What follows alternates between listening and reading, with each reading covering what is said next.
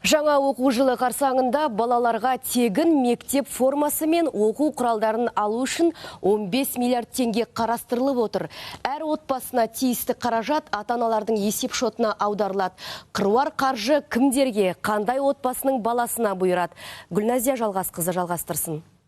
Жаңа оқу жылына санаулы күн қалды. Осы ретте мемлекет жыл сайын тұрмысы төмен отбасынан шыққан балаларға көмек тағайындайды.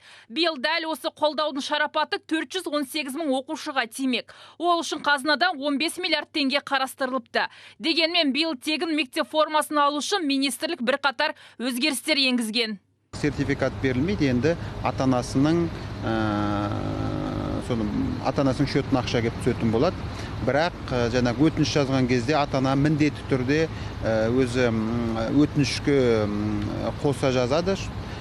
Мен осы өтінішім арқылы осы ақшаны тек балаларға керек жарақты оқуға керекті құрал жабдықтар және мектепке керек жарақты киім-кешек қана сатып аламын деген сондай міндеттеме алады. Биылғы көмек 37-40 мың теңге айналасында болмақ. Қаражат ата-ананың есеп шотына аударылады. Министрлік жалған құжаттарды жасаудан сақ болуға шақыруда. Өйткені республика бойынша 37-40 мыңның шамасында осындай деңгейлерде көмек көрсетілетін болады. Жалған ақпараттар немесе жалған жасанды құжаттар жасау жөніндегі жауапкершілікке тартылатын жөніндегі таныстым, білемін, осы мойындаймын деген, келісемін деген сол келісімді өтініште қол қою арқылы көрсетіледі. Хош, жалпы бұл көмекке нақты қандай санаттар жатқызылады? Атаулы әлеуметтік көмек алушылар, атаулы әлеуметтік көмек алмайтын, адам басына шаққанда ең төменгі күнкөріс деңгейінің мөлшерінде өмір сүретін отбасынан шыққан балалар,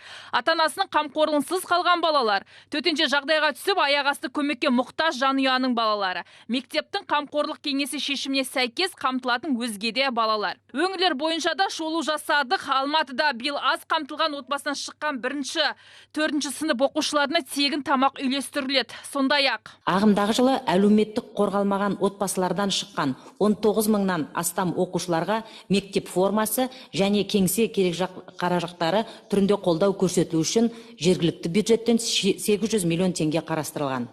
Өзге аймақтарда бүгінгі таңда осы 56.154 балаға 1 тамыз бен 20 тамыз аралығында толығымен қаржылай 35 мың теңге әр балаға аударып, яғни 1 және 5 тамыз аралығында әрбір балаға 35 мың теңгеден тиісті қаржы аударылатын болады. Жалпы мектеп киімін сатып алуға 15 күн уақыт беріледі. Бұл аралықта көмек алушы отбасы сатып алған тауардың құжаттарын реттеп, мектепке уақытылы өткізуі тиіс. Гүлназия Жалғасқызы, Евразия бірінші арнасы.